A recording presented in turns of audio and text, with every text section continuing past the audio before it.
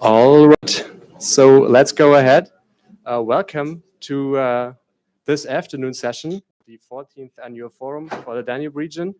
Thank you for choosing us as your afternoon session, which is, of course, very nice for us because you also had different options, and we value that you are showing your interest really in the topic of supply chains and finance. My name is Robin Schenk. I'm representing Steinbeis Europa Zentrum in Germany. We conducted a study over the past year, you might say, on the topic of lighthouse projects in the Danube region on behalf of Priority Area 8 of the Danube region strategy. So this study identified a total of 30 lighthouse projects, and we had 3 different sectors. I will be getting to that in just a moment. The one in focus here today is supply chains and finance. So welcome, thanks for coming. And I will just quickly say, why do we actually discuss the topic of supply chains? I think it's very interesting that it was really mentioned a few times already in the forum today, already this morning. If you attended the official opening, it was really a topic. We had discussion on energy consumption in the Danube region. And today we have really 3 different lighthouse projects who are representing really 3 different kinds of projects as well. Because in this study, we focused on identifying local, national, and international projects. So there was no focus on like we only do Interreg or Horizon. So we basically really have a local project, Yannick Struss for Global Verantwortlich, Globally Responsible Baden-Württemberg will be presenting. Then we have Dr. Birgit Meyer, who will be presenting the Horizon project, Rethink Global Supply Chains. And then we have Dr. Klaus Friesenbichler, who will be presenting the Austrian Supply Chain Intelligence Institute. So you see, regional, international, national project. We have everything represented here today. Okay, COVID pandemic, Russia's war of aggression on Ukraine, different geopolitical problems, trade issues that we have. So it's quite obvious, I don't have to mention why we should talk about the issue of resilient and also green supply chains. And this is what we want to show a few examples for here today. So that should be it for the moment. I want to hand over to Ms. Carmen Hawkins, who supported us strongly in developing the study and who will greet you as well for just a moment. She's the coordinator of Priority Area 8 of the Danube Region Strategy.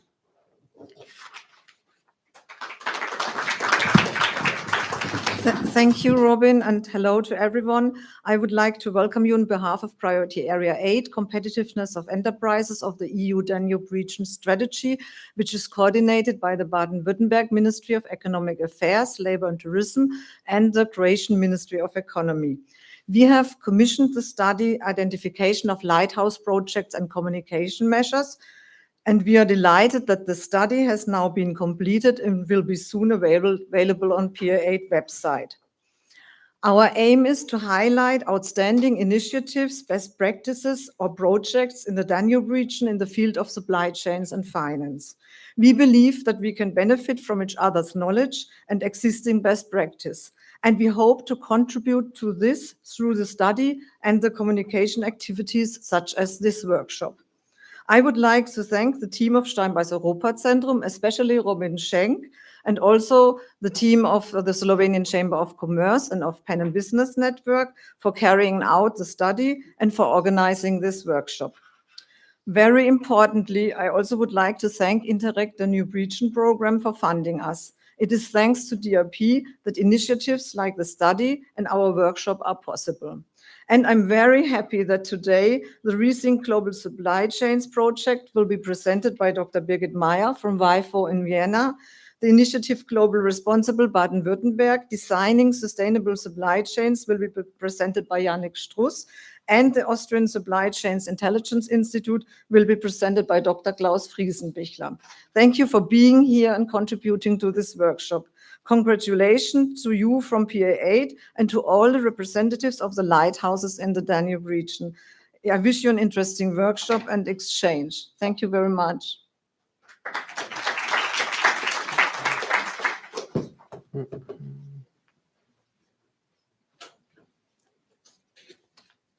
Thank you very much. Thanks.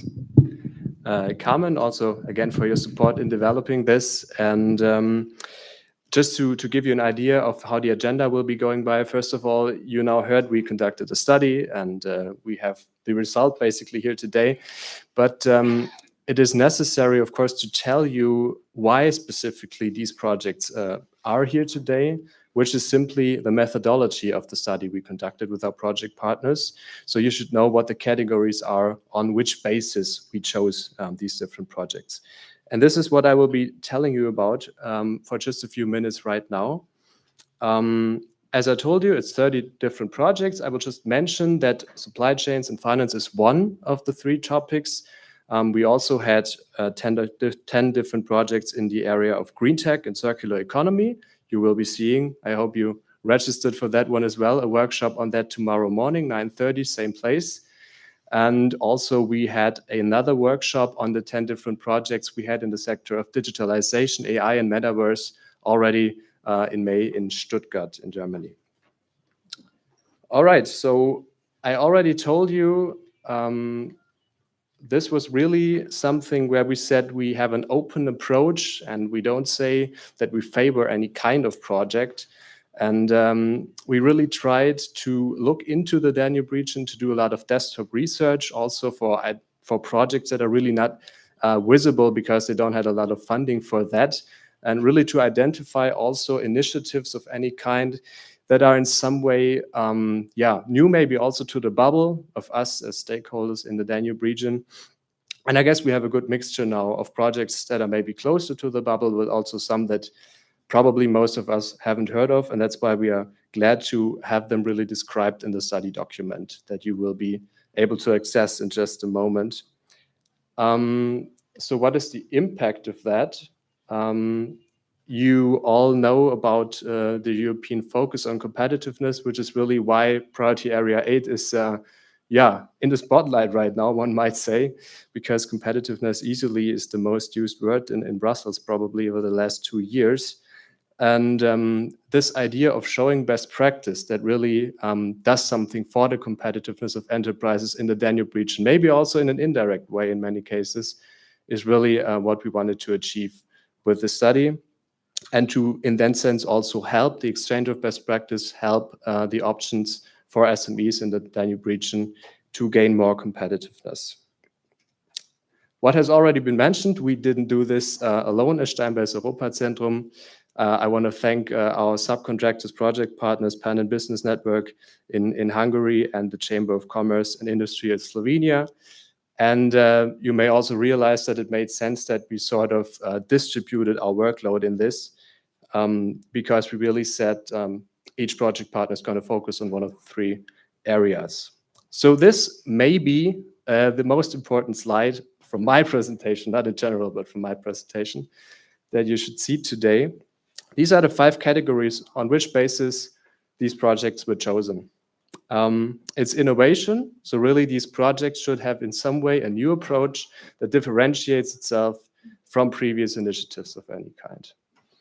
Then, of course, replicability and scalability. Why? Because if you say you want to showcase best practice in a study, there should be some way to take up this approach and maybe use it in a bigger scale, in a different country, in a different region, by a different partner. So this is important. Then, of course, impact. Many of the projects were only running for a year at the time we identified them. So there, of course, you don't have measurable impact everywhere, but it was a plus definitely in evaluation. Then, of course, sustainability. Sustainability is always important, but not only in the green sense, but also in really achieving long-term impact for these projects. So this is really a twofold category.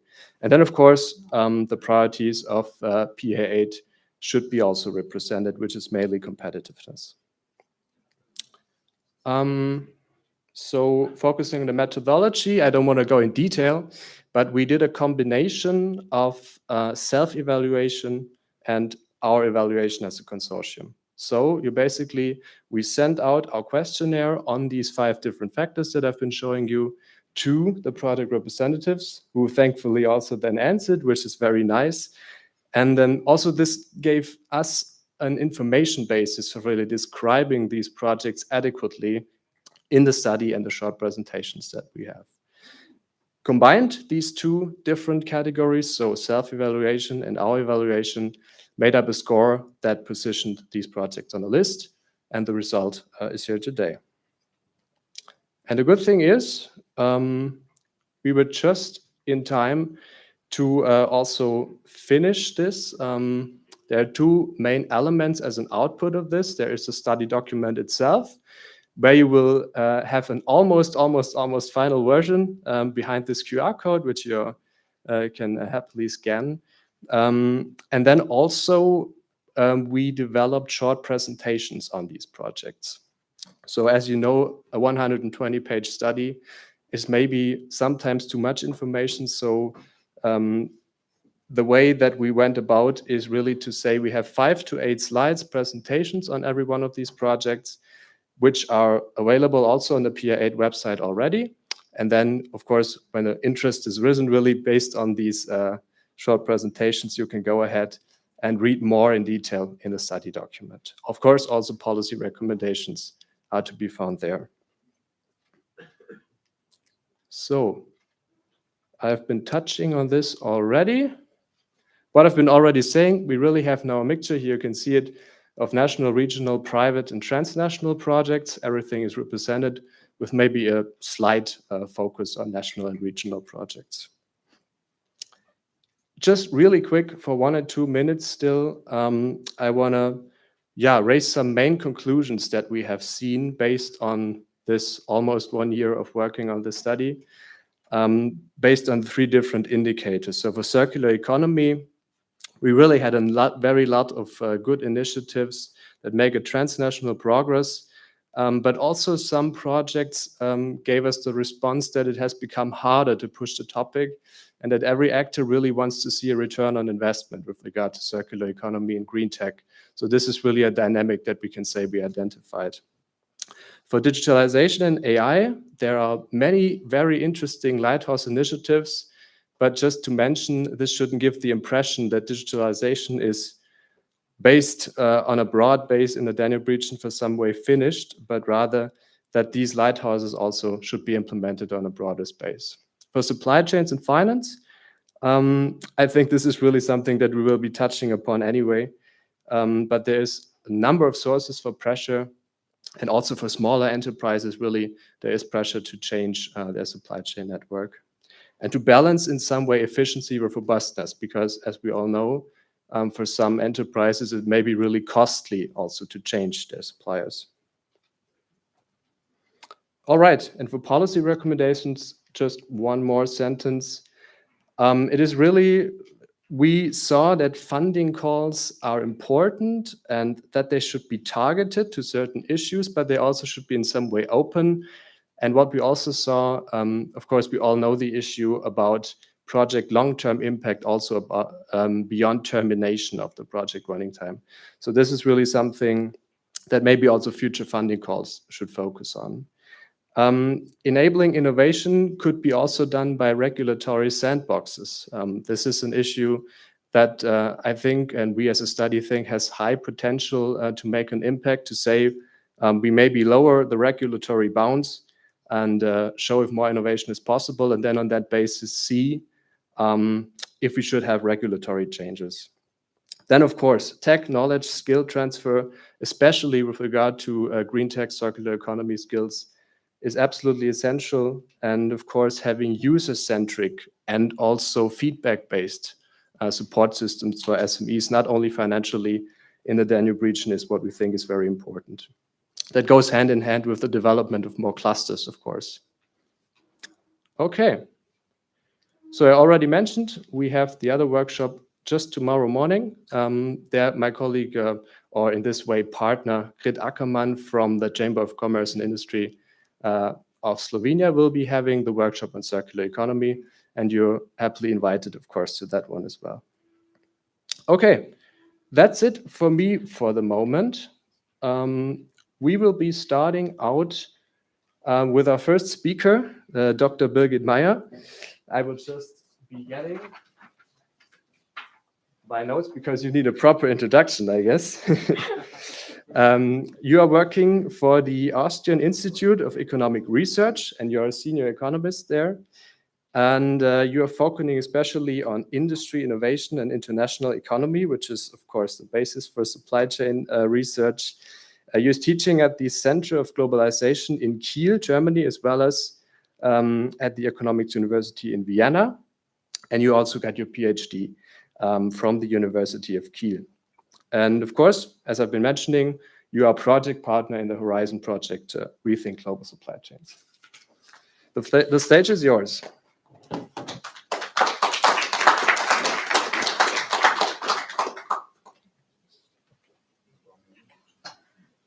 Yeah, thank you very much. It's an honor that the Rethink project was named as a Lighthouse project. And it's a pleasure to be here today to tell you actually a bit more about our project. The Rethink Global Supply Chain project actually was established against the backdrop of the observed increased international trade, the international production, and the global supply chain patterns, which actually has shaped and transformed how global trade was conducted and global business was actually done in the last decades. So, and recently, with all the global shocks, which were already mentioned, COVID, the war in Ukraine, and now the geopolitical tensions, global supply chains have become under pressure even more. And in this project, we actually want to find new measurements and analyze the impact and policy implications of global supply chains, which are more than just trade. And that this is more than just trade, this is the core of the project. In the project, we actually want to develop new measurements of global supply chains, focusing on knowledge flows and service trade in global supply chains. So we not just want to focus on trade flows, but also on knowledge transfers, which actually happen within supply chains. And this is in the core of the whole project, that we want to analyze the interaction between tangibles and intangibles in global supply chains. And for doing so, we actually need new measures, because administrative data, for example, it's hard to actually see what the relationships between firms actually are. And these are the important factors which actually build and contribute to build resilience. And we want to use these new measures also to see what kind of impact knowledge transfers in supply chains have actually on social economics and the environment. And this helps to actually also see what kind of policy implications we can actually take out of this for future developments of global supply chains. Okay.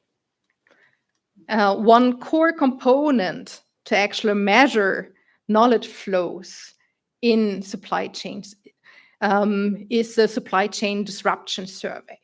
So we set up a survey focusing on factors influencing firms' decision to alter supplier bases, to the relationship between suppliers in the wake of the multiple crises we saw recently.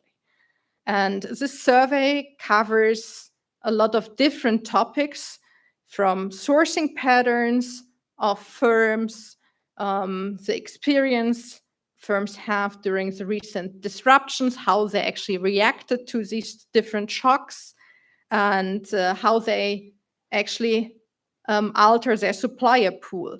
So since this has drastically changed in the recent crisis times. And we also look at auditing behavior of firms, in particular in the integration of new suppliers to the supplier pool, and also look at closer at the relationships between suppliers by looking at the cooperation with suppliers and also joint innovation with suppliers, because these are important aspects also to reduce information asymmetries between firms. And this survey is quite important because it's a multi-country survey. So it's not just focusing on one country, it's focusing actually on several countries. The first wave of the survey was conducted in 4 different countries, mainly in Austria, Germany, and Hungary, and we also got a few responses from Denmark. And the first wave was actually in the field between mid-2023 and beginning of 2024. And now we also did a second wave of the survey because, well, supply chains are still under pressure, which followed a year later. And there we try to actually increase the countries covered by the survey, which was a quite challenging task, I have to admit. What can we learn from the survey? What do we see? We first of all see that firms react to shocks differently. And this is not something which is special here in the survey. It's mainly also driven by sectoral activities.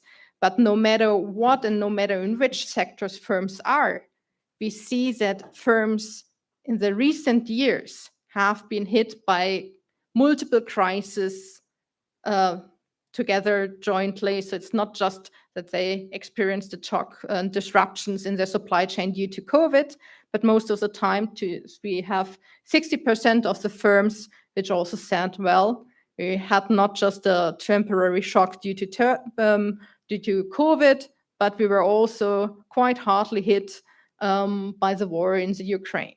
So they were not getting out of the disruptions in their supply chain, basically.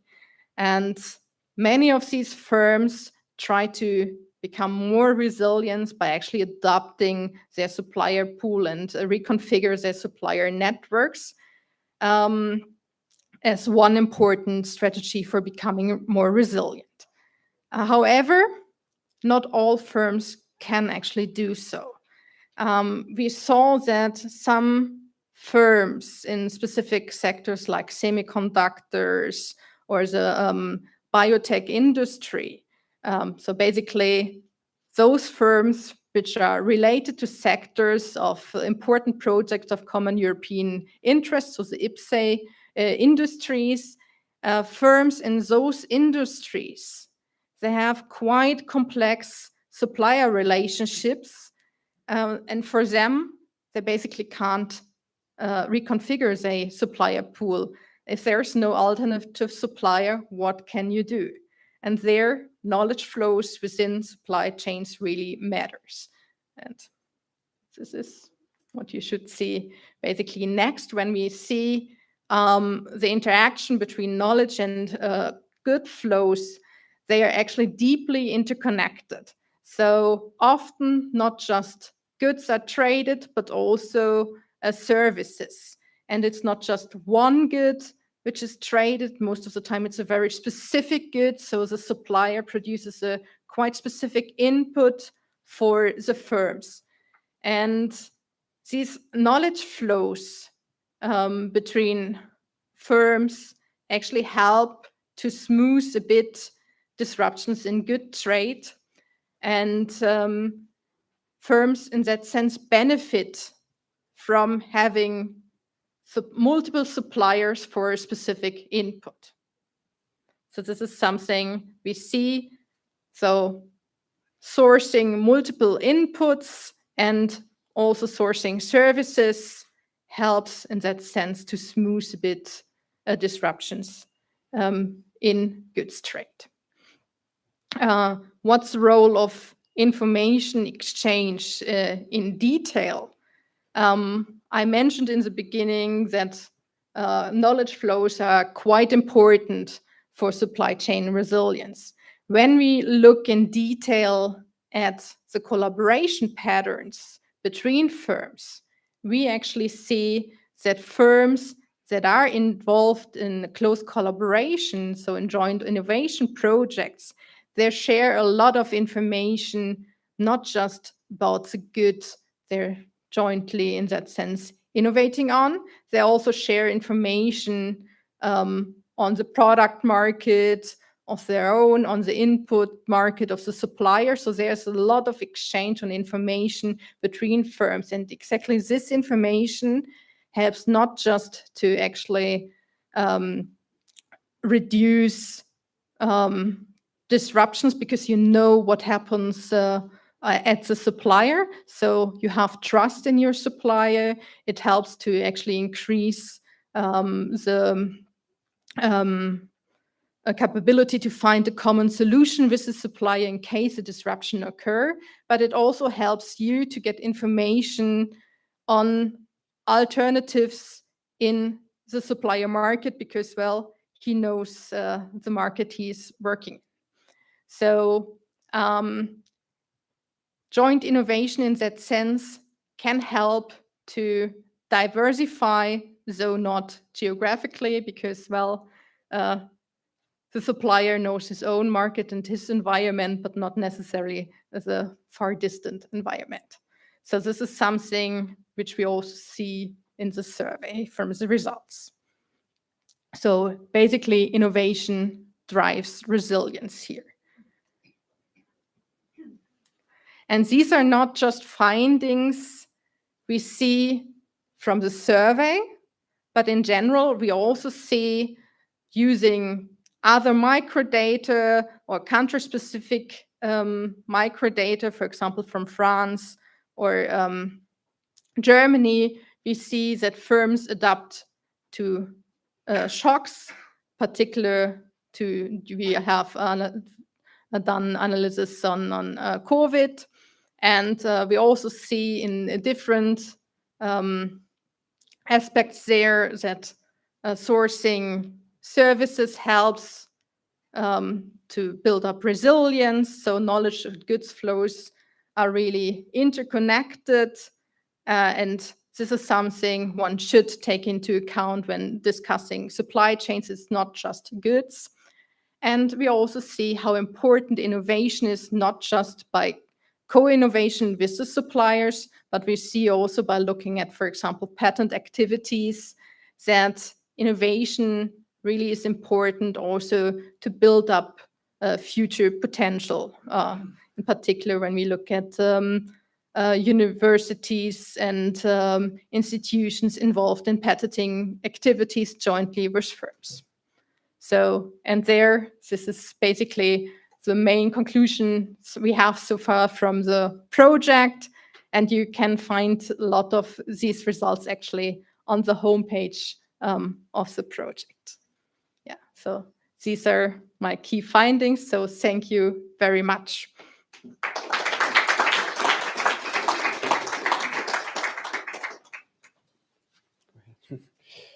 All right, thank you so much, Dr. Meyer. This is really an overarching project, I guess, which really goes into depth with the analysis and also works with companies and also uses company data, which is something that is on a very first-hand basis level, which is, I guess, why your findings are also so reliable. We will just go over to the next speaker. We will have the general discussion and also, of course, your questions, if you don't mind. Overarchingly. So we will go over to Mr. Yannick Struss, who will be having the second Lighthouse project presentation. He is a project manager for the German, you might say, company UPJ. UPJ is a non-profit organization that is a network for corporate responsibility and public dedication. And in that name, basically, there's the title of your project is basically included, because the project's name is Globally Responsible Baden-Württemberg, and it is really an offer to companies to discuss their supply chains. I don't want to take any information. The project, I should mention, is funded by the Baden-Württemberg Regional Ministry for the Economy. All right, the stage is yours.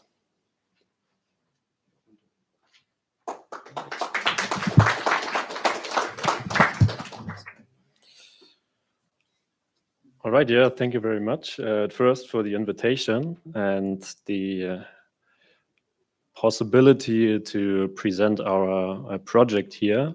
As you already said, which is called Globally Responsible Baden-Württemberg. creating sustainable supply chains. And yeah, we carry it out on behalf and in collaboration with the Ministry of Economic Affairs, Labor and Tourism of Baden-Württemberg. So it's funded by the state of Baden-Württemberg. It's running since 2020. And yeah, the title already reveals our goal of the project. So we we support companies from Baden-Württemberg in creating and implementing a sustainable supply chain management. And yeah, you might wonder, why do you need companies support from the government or through our project? It has already been mentioned, companies and their supply chain management are facing various challenges in the current times. At first, which is important, there are many human rights violations, and there's also environmental destruction in global supply chains. And yes, companies do have a responsibility to care about these issues. And also consumers increasingly expect companies to address these human rights and environmental risks in a supply chain. And furthermore, it has also been mentioned, there are many geopolitical crises and conflicts, so companies have to create their supply chains in a more resilient way, and a sustainable supply chain management can contribute to that. And of course, which is probably most important for companies, there are various regulatory frameworks on German level as well as on EU level that companies have to comply with. So there's so-called supply chain laws. Some of them are currently in place, some of them are in the making, and there's a heavy debate about them in Germany and in the European Union. And therefore, there's a big uncertainty among companies. How should we prepare? Should we really prepare for these supply chain laws? And how do politicians proceed with these supply chain laws? And yeah, how do we support companies from Baden-Württemberg to implement a sustainable supply chain management? At first, we started to create awareness to the topic, of course, which was quite easy because companies have to comply with the regulatory framework. So they're basically interested in a topic currently. But something which we also emphasize all the time, sustainable supply chain management does not only mean cost and efforts for the companies, but it also means many benefits for the companies. For example, if you know about your human rights and environmental risks in your supply chain, you're better prepared for potential disruptions in your supply chain, and therefore you can create your supply chain more resilient.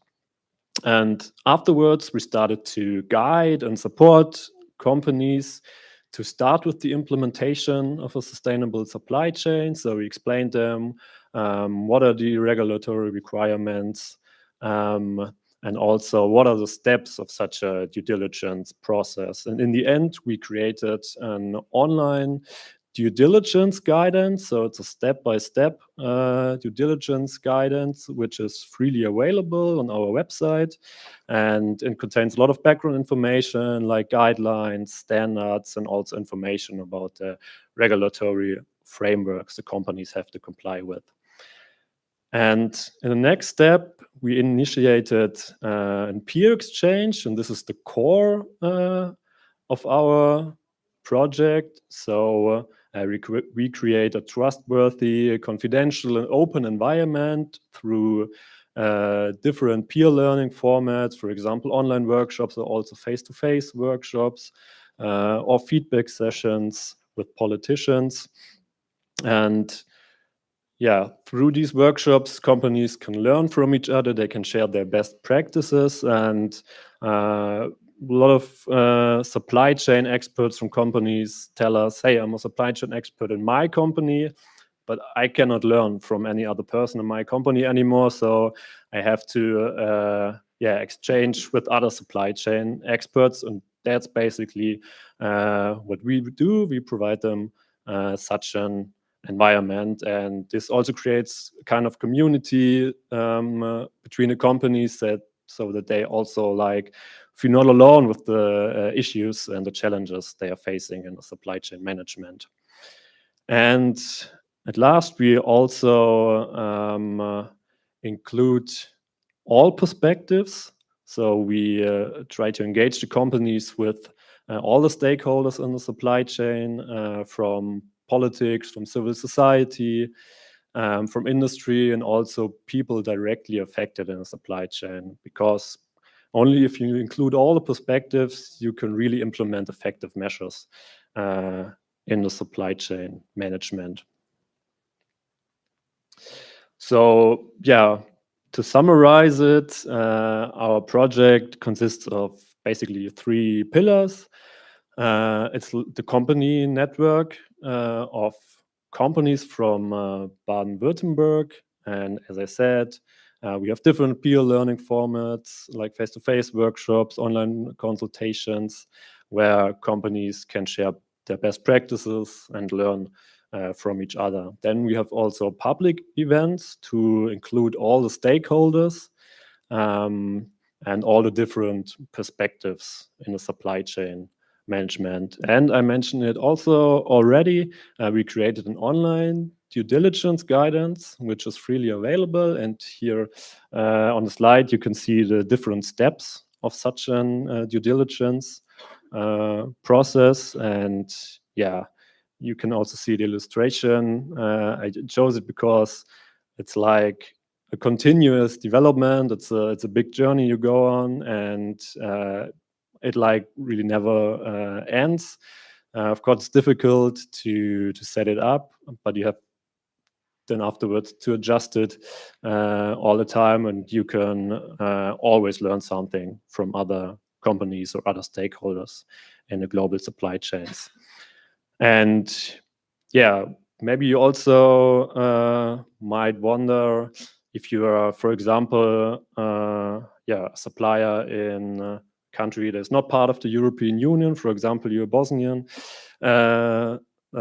company. You might wonder, what do these regulatory frameworks have to do with me? I'm not directly affected. Of course, that's true. You're not directly affected as company.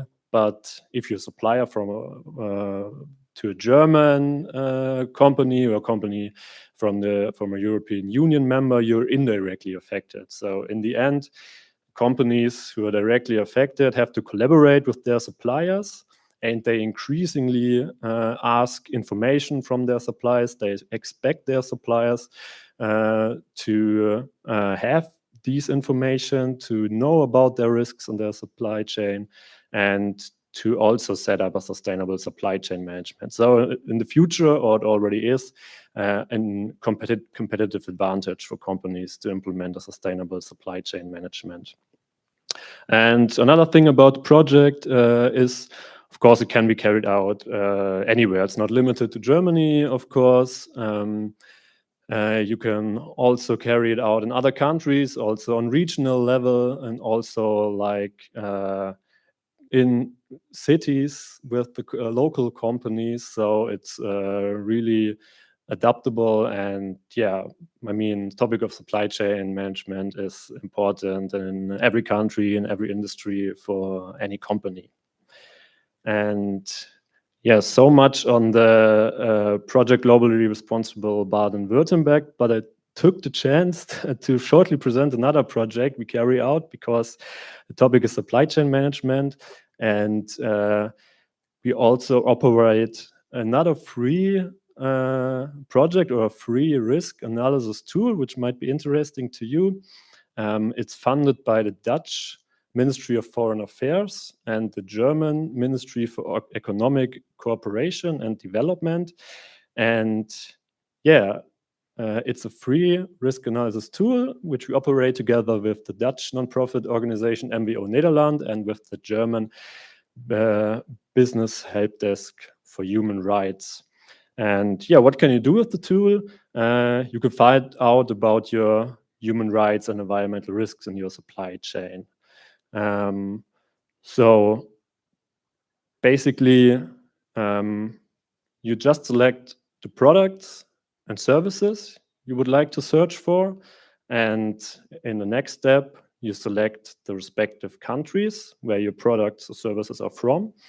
And then you can view and download a report on potential human rights and environmental risks in your supply chain. And yeah, to get more in detail, I'm going to show you the output you receive. So I have an example here. For example, you're interested in lithium, copper, and aluminium mining in Bosnia, Serbia, Chile, and Argentina. You get the result output, which you can see on the right side. So you get information on human rights and environmental risks categorized in 4 overarching categories, and these categories are categorized in subcategories, and we have overall 22 subcategories. And for example, one of them is soil and groundwater contamination, and we can take a closer look at one specific risk. For example, we researched that there's a planned lithium mining project in Bosnia, and yeah, this has the potential to contaminate the groundwater, and there is also protest movement against this lithium mining project. And we only work with publicly available sources. So below the risk information text, you can always click on the source we use and take a look at the details yourself. And like I said, it's completely free to use, so you don't need an account or something else. You can just visit the website csrriskcheck.com and identify the potential human rights and environmental risks in your supply chain. So yeah, feel free to use this tool. We put a lot of effort in it. I do a lot of research myself. And of course, if you have questions after the next presentation, feel free to ask them. And thank you very much for your attention.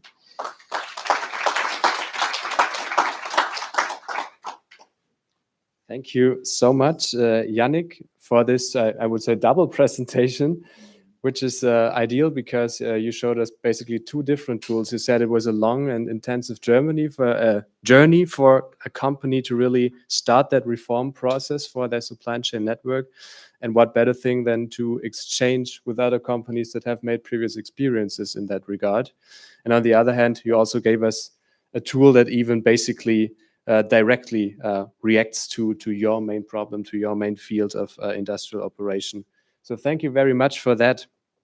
For our third and final presentation, last but definitely not least, I want to introduce Dr. Klaus Friesenbichler. He is not only representing the Austrian Supply Chain Intelligence Institute, but he's also deputy director of it. The Austrian Supply Chains Intelligence Institute is a government-funded, dedicated research institute for supply chains and their development and resilience reform. Dr. Friesenbichler is a senior economist with a PhD in economics from the University of Graz. He has been visiting researcher also in the UK, in Sweden, and in Italy. Correct me if I forgot something here. And he's lecturing in Vienna at the University of Economics and Business.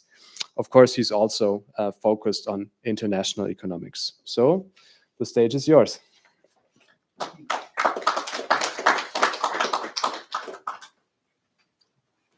I'm happy if you keep time, so that's okay. So if you just go 5 minutes, yeah. Dobar dan, and good afternoon. Thanks for the organizers, and thanks for having me and for having us. It's a real pleasure, and of course also special thanks to the Danube Region Priority 8 for organizing this event, or for funding this event. And we're really grateful to be awarded here as one of the Lighthouse projects of the region. The Supply Chain Intelligence Institute Austria, or as we call it, ASCII. What is it? So my basic objective when I was putting this together was I would like to tell you about who we are, and I would like to give you a couple of snapshots of what we do. And that's it, really. So when COVID hit, the public sector noticed that they required a one-stop shop for various resilience topics. So it was not only COVID, then COVID itself, as in the pandemic. It was also supply chains already disrupting at the time. What came next was the Russian war in Ukraine. And what came next were geopolitical turbulences.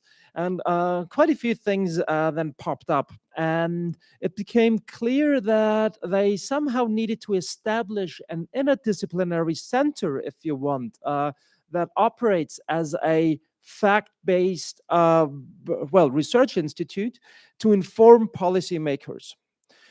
And the idea was really to bring together all the various aspects of those crises and to approach them in a somewhat more or less systematic way. And we hope to have come up with something like that, to come up with an evidence-based policy-oriented organization that delivers important information to policymakers or decision takers more generally, which also includes firms, for instance, or also NGOs for that matter. So what we or when we came together, and when ASCII was created, we basically operate as a joint venture. ASCII is a consortium and a research institute. I also represent the Research Institute, which is here in the middle. However, only a rather smaller fraction of the entire 10 million funding that we have for 5 years goes into ASCII itself. It goes to the consortium members, which then bring in the various disciplines. The 3 disciplines that we cover are, first, WIFO, that would be the Austrian Institute of Economic Research. That would be economics and economic modeling, the stuff that we know from, the typical econ policy consultancies. Then we have a University of Applied Sciences in there, a Fachhochschule, that is Logistikum in Steyr, Upper Austria, and they cover the firm network side and the firm representatives, if you want.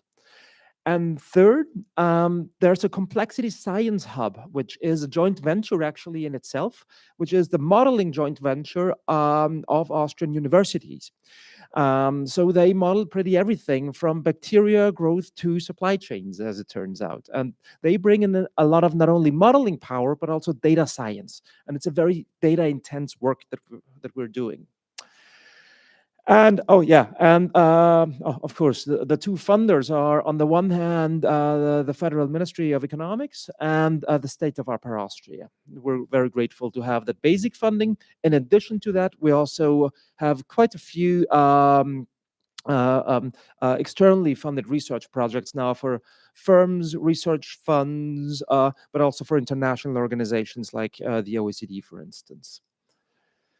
And I would like to give you just a couple of case studies of what we are doing and how we are bringing those things together. So first, the first question that pops up, coming from an economic background, is why the hassle? So we see that supply chains have disrupted. The economy their growth has taken a dent, but fair enough, then it continued. So why bother, actually? And this is something that people in this area hardly pose as a question, but it really is at the core of what we are doing. So what we did is we quantified supply chain disruptions. There's a global supply chain pressure indicator, which is a global thing, very heavy on the US and China. We, being a small Austrian research institute, we reproduced that for Austria. Yeah, and we use harder quantitative information, softer, more qualitative information from surveys and firms' assessments. And we came up with a pressure indicator. What we found with this pressure indicator was that, okay, supply chain disruptions are a fairly rare thing, but they usually come with bigger crises. And when the crises kick off, the disruptions themselves make things a lot worse. And then we plugged what we had in terms of the quantitative information of disruptions into a standard macroeconomic model.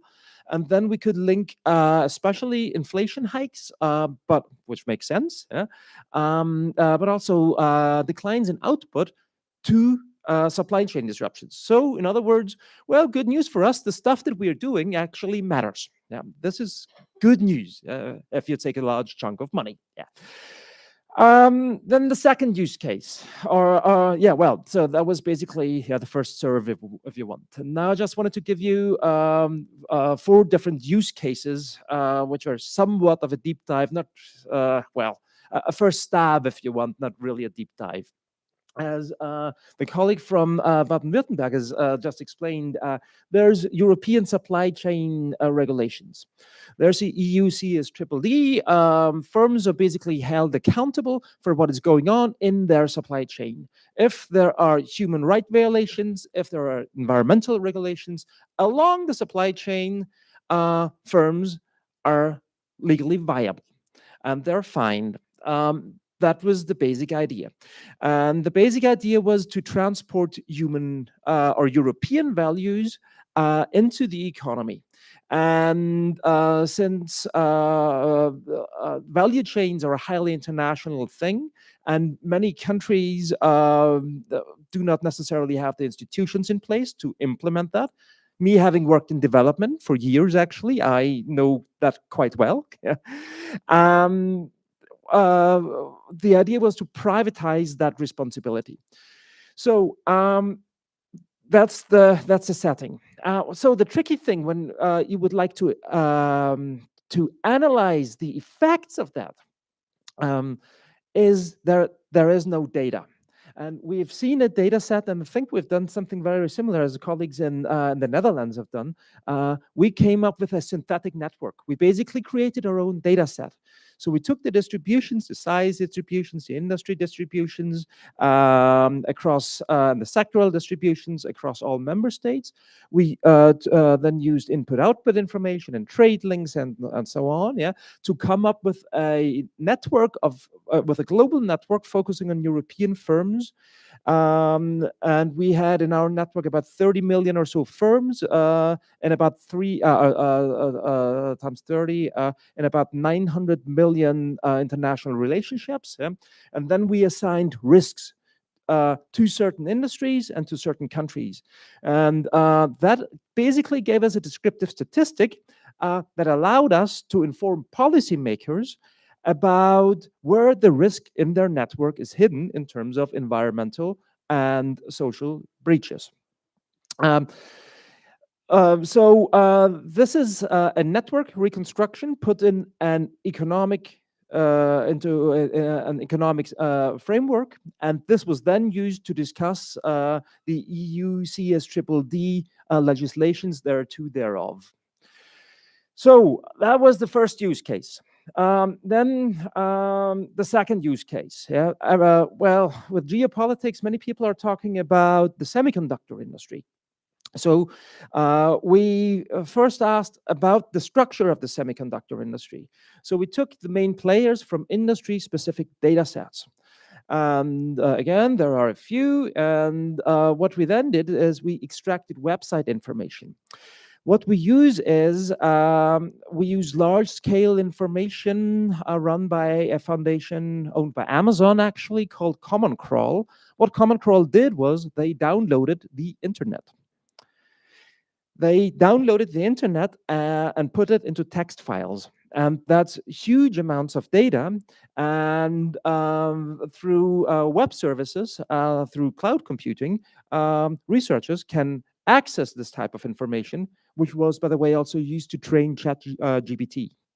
And what we've done was we looked into the websites we looked into the website interlinkages between one or the references between one website and another.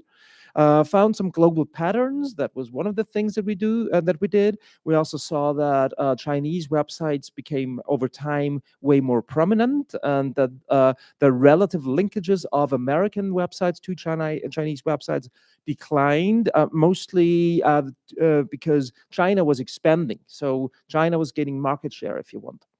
And then another question was for policymakers. So if you have something like the semiconductor industry, and if you have that network, where are we going with this? What are the firms actually doing?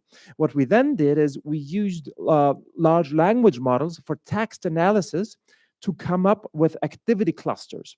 So we basically clustered semicon firms into 20 or 30 different business models. And that could be manufacturing-based, it could be service-based, it could be and whatnot. Okay. That was another piece that we did. The third use case, we're busy reproducing the car industry in terms of the network of the car industry, which is an incredibly tricky task because it is a really huge, complex, interwoven beast. And we're trying to tackle that somehow. One of the approaches that we again took was we again used Common Crawl. We used industry-specific data sets like Marklines or Bloomberg, giving us information about linkages. We used trade data and so on. Then we took a deep dive into one of the segments. We've done many things about the car industry, but this is the one that has progressed the farthest, I would say. We took a deep dive into battery construction. We asked what would a stylized value chain look like if you reconstruct the car battery industry. As we've already heard, there are a couple of cobalt and lithium and whatnot mines in countries like Chile and the DRC, the Democratic Republic of Congo, and so we went back to those producers. We also obtained from the raw earth reports that are out there, production capacities, and consulted also other data sets. So we basically came up with stylized supply chains from the mine through the various processing stages to the factory located somewhere in places like Germany or China or wherever. Yeah. And what we then did is we just using pen and paper, basically, we reproduced stylized value chains and optimized different aspects. So we asked about the lowest cost, which is the market-based solution. We asked about resilience, which is thinking of friendshoring. Would, for instance, be questions like, would it be possible to organize a value chain without China or without America, perhaps? Yeah. So that was one of the questions. And that was the resilience aspect. And we also assigned CO2 to it. So we also asked what would a CO2 optimal or CO2 emissions minimizing strategy look like? And then we basically came up with a couple of value chains, and the trade-offs became visible. And this was one of the recent products as well. And last but not least, we also did something very regional. There was the big flood of the Danube. Since we're talking about the Danube region, we also asked about the not so nice things about the Danube regions. The Danube every now and then causes floods.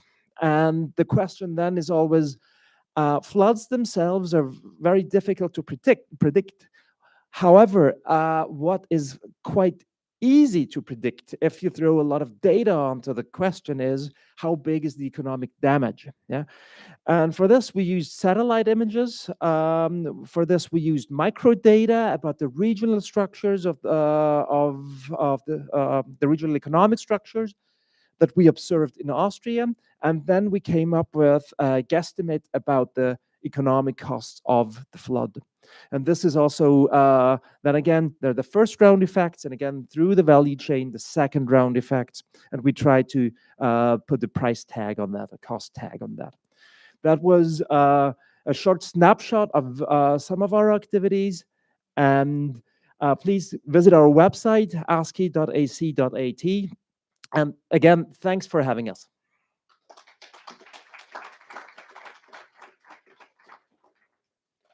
All right. Thank you, all three of you, so much for your presentations.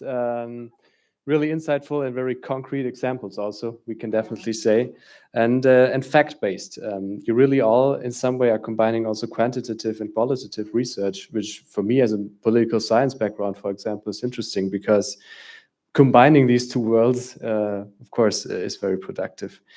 Due to, of course, the limited time that we have, I would like to ask all of you a quite general question, and then we can directly open for the questions that, of course, you of all will all still be having, and then we have about 15 minutes for that. Of course, when I now ask, and we have, of course, a number of, as this is a Danube forum, a number of representatives of regional governments, of cluster organizations, maybe also national governments here, and we are discussing and sharing best practice. If I now ask you, what should a national or regional government do to have more productive support for their SMEs, companies, in reforming and changing their supply chain networks and evaluating it? Of course, you might say replicate your projects, which would be a good idea, which is also the idea of our study. But I think there's something else. I mean, you are all working with the topic for years, and of course, that would be of interest for me if you would just quickly comment on what's the main thing that maybe is also realistic to do for policymakers in the Danube region that could help support SMEs and mid-sized companies specifically in working on their supply chains. So maybe we just go 1, 2, 3, if that's fine for you. I would say, does this work? Yeah, now it works. Okay. Yeah, I would say get the macro picture right at the moment. We are really struggling with a rule-based trade system that has come under pressure. This seems to dismantle at the moment, and we tend to claim that it's others who put the rules under pressure, the World Trade Organizations with the America first, and China says it wants the rule-based system, but then again has a lot of subsidies. We operate our norms as well, which are not really embedded in the rule-based system. Yeah, don't get me wrong, I fully support those norms, but we are exacerbating the entire situation by doing this, and this is a trade-off that we're not really aware. And at some stage, if the entire thing really falls apart, the question is, what can a more or less local production network look like? And for the region, yeah, harmony in the region would be a good thing.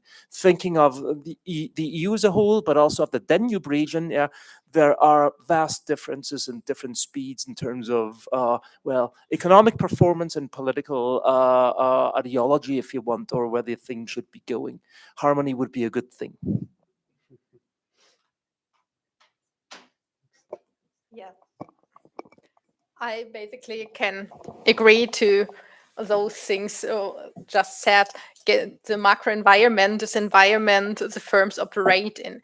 So with a secure environment, firms can actually also build up their strengths and be competitive. So working in an environment which is in a well condition, of course, helps also companies to get resilient and efficient at the same time, which is a hard thing to do, since well, being efficient does not always goes hand in hand with being resilient.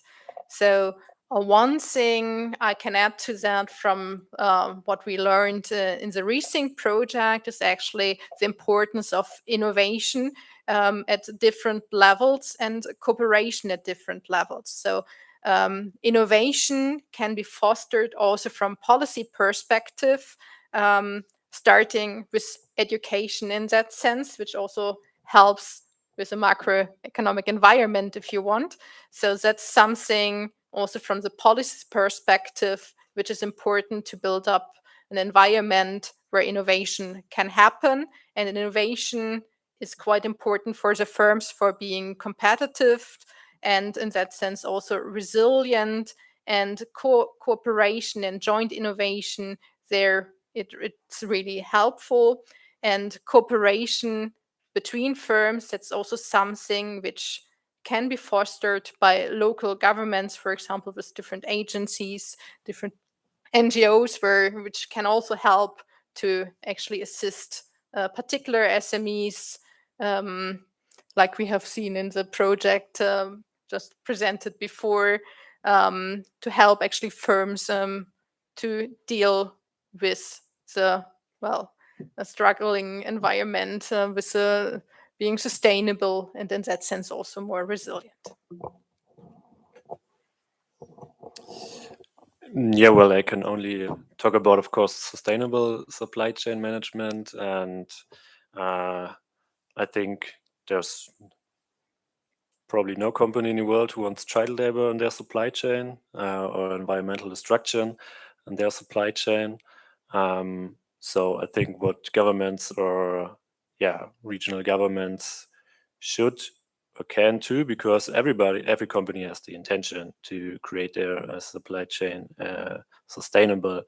But sometimes if you set up regulatory frameworks or support mechanisms, and that's, I think, also why we have this heavy debate.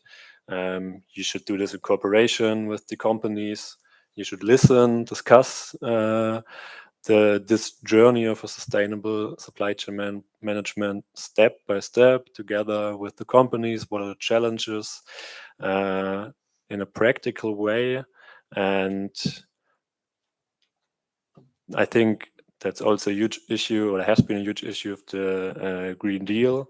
Maybe it was too ambitious, and the fears of companies were not taken seriously sometimes. And yeah, that would be my recommendation, to take the companies with you. Do not decide over their head, and that's how you get a greater acceptance of them as well. Thank you all very much. I guess this was insightful and also a practical recommendation that can be implemented on a different levels, really, of policy making, because it's not only EU regulation that companies are facing, but also, of course, support systems from that are much closer to them, actually, especially in the Danube region. Yeah, of course, we are open for your questions. These were 3 very insightful presentations with a lot of content. So I guess there should be questions. We have first question here. Thank you. Do you hear me? It's enough.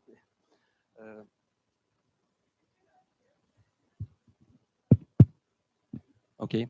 My name is Roman E-Circular.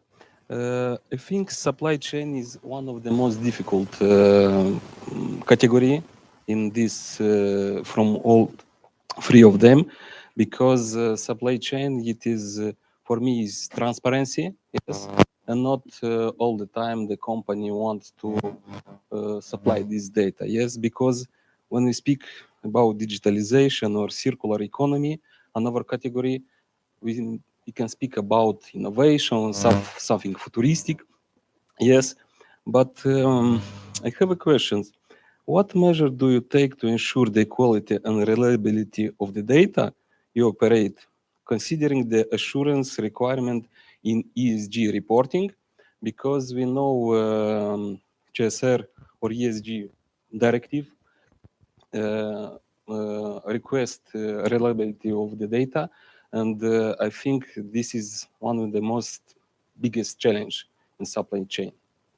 Thank you.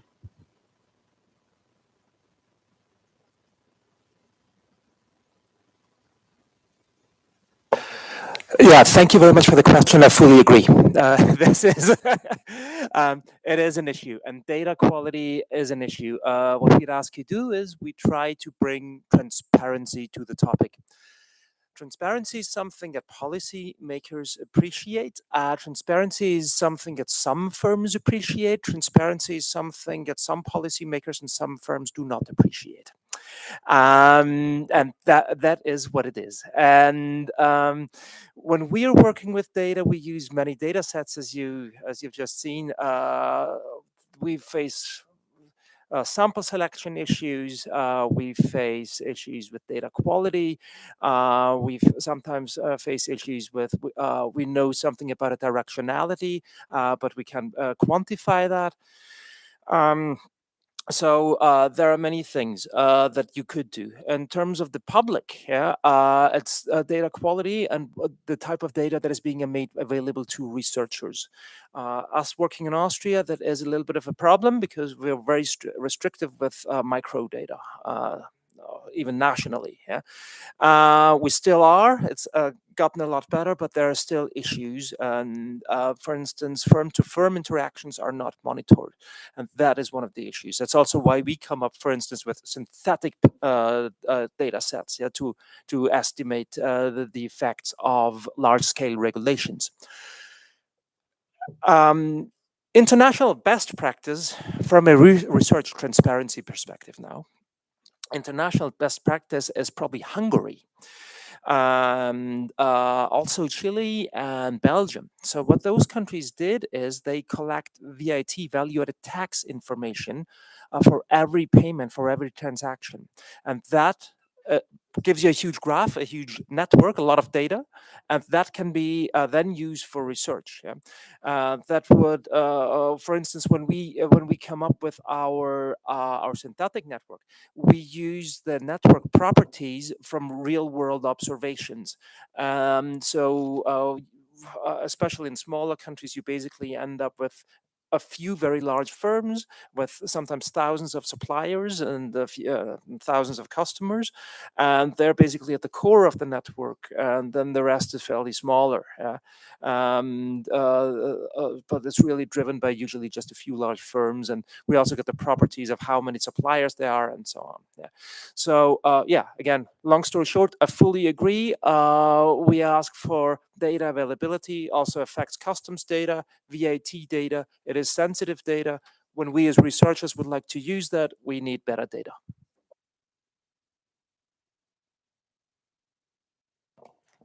Yeah, just to add to that, because basically with administrative data, Klaus covered all issues we face. With the company survey, that's a different issue. There we try to ensure the quality of the respondents by first targeting the right persons in the companies, which wasn't that easy. With the supply chains, we target specifically the purchasing managers because they know best from where they're sourcing. So it's not necessarily the CEO which knows best. So there we specifically targeted the survey to the purchasing managers, and we made some cross checks with administrative data to see whether this actually matches in terms of general information, which are in both in administrative data as well as in our survey. And apart from that, well, we see that, which also enhances the quality of the data, we see have sectors, different sectors. We have a focus more on the manufacturing firms, and we checked how the survey sample and how the respondent sample actually compares to the economy itself. And there we see that it's relatively similar. So respondents we got, luckily, match shares of specific sectors, of ownership categories with the whole economy. So we are quite, this ensures us that actually we have quite valid results there also from the survey. Exactly. So that's was quite important in the whole process to ensure that we actually can work with the responses we get from the survey.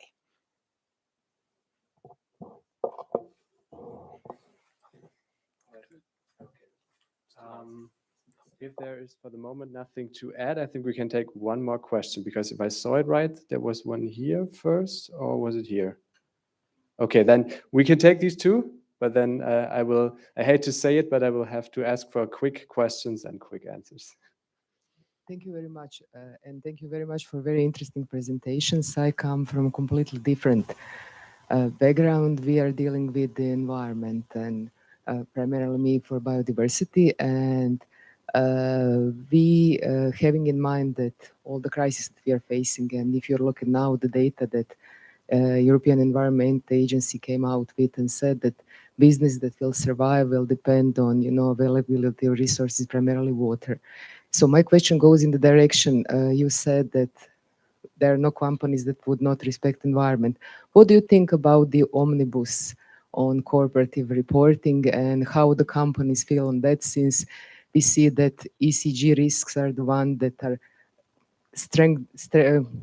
kind of affecting competitiveness of the companies. So in that sense, on the other hand, it's a source of life. So just a personal observation. Thank you very much.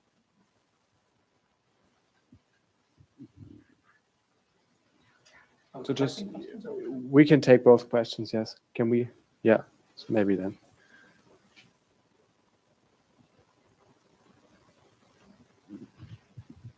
Thank you too. It was a very interesting session. I'm also coming from environmental sciences, and in the Lighthouse, Danube and Black Sea, from the Mission Ocean, we have projects which are, enforced, or this is their role, that they should come up with innovation solutions for businesses in the regions of the Danube wetlands and floodplains. So it's very complicated topic. We are doing restoration. So all these things are interesting and related, but my question is to you, Robin. Why do you say lighthouse projects? For me, what was misleading, because in Horizon Europe, there are several areas that are called lighthouses, and they have specific funding. So what do you mean with lighthouse?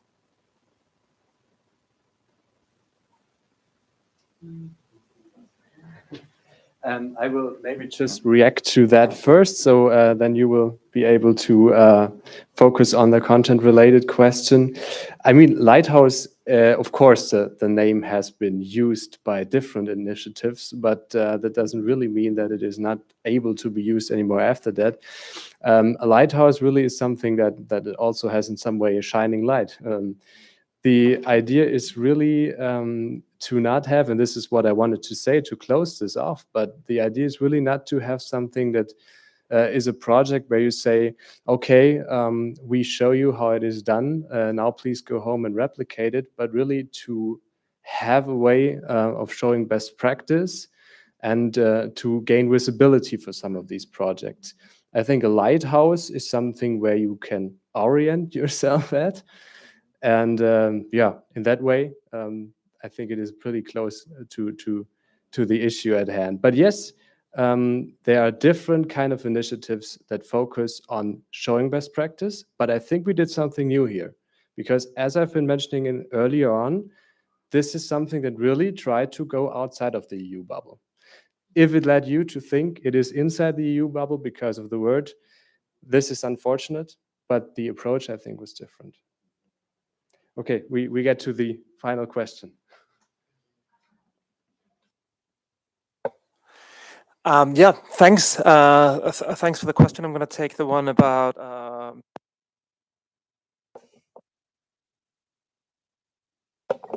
Oh yeah, now it seems to work again. Excellent. So I'm effectively going to take the question now.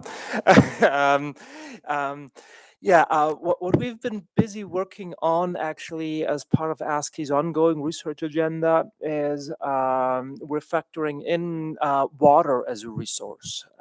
What we've been building was basically a blueprint of one critical environmental resource as a critical factor that may well play out to be a restricting factor in the future. Yeah? There are water wars already across the globe, and with climate change, Europe is going to be affected. Yeah? And we can also, using the same methodology, which has come quite far, we're going to get the first results by December, I would say. Yeah. And we're using that as a blueprint to also plug in other environmental issues like biodiversity. Yeah. Okay, yeah.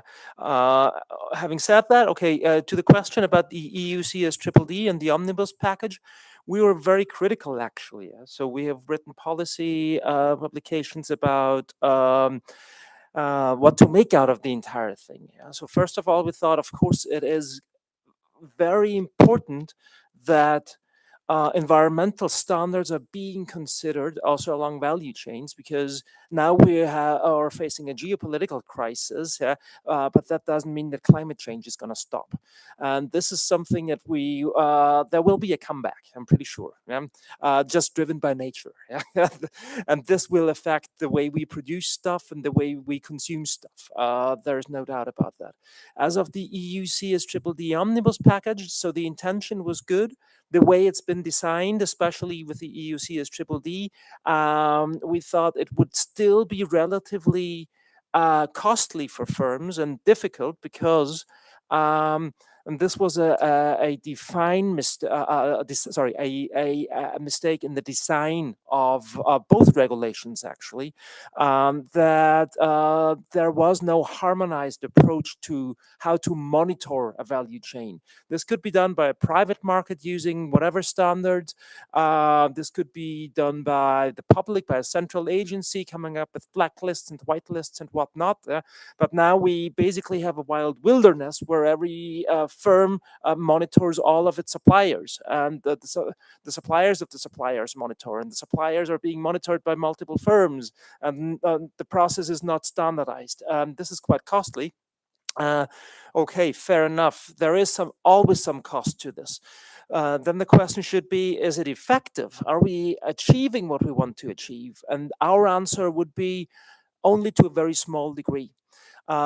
If we believe our own network that we have created, we see that most of the breaches are not at tier 1 level. So they do not happen with the direct suppliers, but more with the indirect suppliers. Of course, yeah, if you're thinking of a German car company buying stuff from Upper Austria, it's quite unlikely that there will be child labor in the mine there. Yeah? But if we go back 1 or 2 steps further, if we go back to the 3rd step, that's where the real issues then begin. Of course, there is sector variance, and there are also human rights issues actually within the EU. All of that stuff exists, yeah. But the real thing happens deeper in the value chain and somewhat hidden along the lines. And the omnibus package does not consider that. So our assessment was it's still quite costly and it's ineffective. So in that way, both, if you want, industry groups and NGOs have actually not achieved what they wanted to achieve. That is a pretty bad outcome, actually, for a regulation.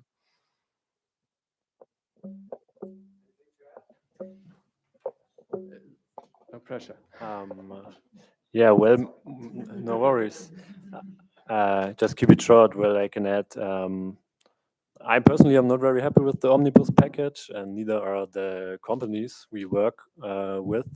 And it's mainly because of the uncertainty, because right now it changes like every 2 or 3 months. They are changing the laws. They are discussing it again. They open the laws again, and the companies we talk to, they need certainty to prepare for these laws, and they need time to set up such processes. And right now they are just waiting what kind of laws are going to come, are these laws going to be in place in the next years? And they could have been in place already for like 2 years, and companies could have prepared for these laws. And nobody expects companies to have a sustainable supply chain management until the origin of your supply chain in place within a week. So it's a process of years, and if you start later, if you discuss it all the time, if you postpone it, of course it creates uncertainty among the companies. And yeah, I think that's, for me, the worst thing with the debates about the omnibus package. Of course, that was a very specific and ideal closing word, which is why I will not add anything to the discussion, and will directly ask you, Carmen, to now formally hand out these certificates that we have prepared for you, as formally showing that you have been chosen as Lighthouse projects of PA8. Yeah, we just thought we are taking a